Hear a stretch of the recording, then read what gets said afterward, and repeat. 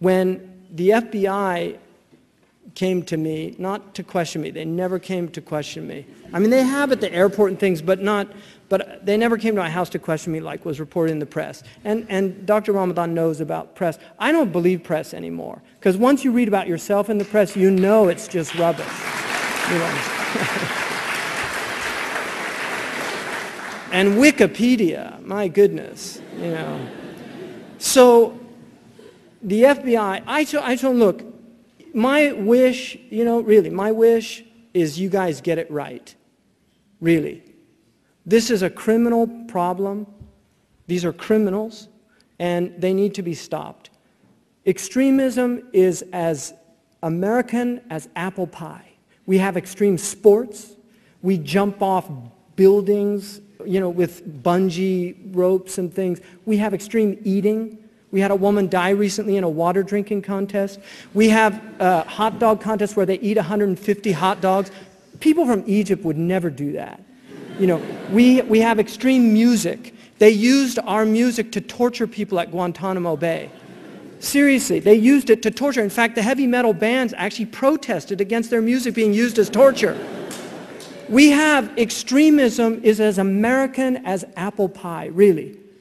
The problem is not extremism. Extremism is a human problem, but it's always been there. It will always be there. The problem is violence in a civil society. And this is what we need to address, the problem of violence.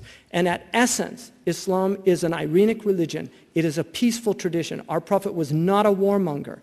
He did not like war. He disdained war. He said, never hope to meet your enemies, but if you're forced to meet them, be brave in the battlefield. He prohibited the killing of civilians. He prohibited the killing of women and children. In the Maliki fiqh that I studied, the only time that you can fight a woman if she's a combatant on the other side. The Maliki jurists were so troubled by the hadith that they said, if you see a woman on the battlefield, run away from her. Because they did not want you to fall under that hadith, because it's a mutawatir hadith, it's a factual hadith that has the same strength as a verse in the Quran.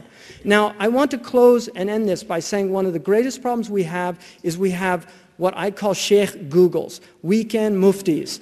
We have now a loss of authority in our tradition.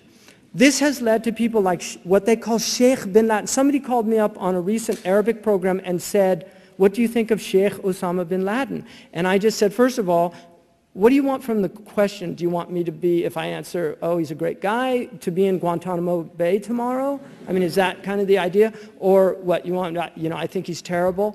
But who made him a sheikh? Really, who made Sheikh Osama bin Laden a sheikh? Osama bin Laden is an accountant.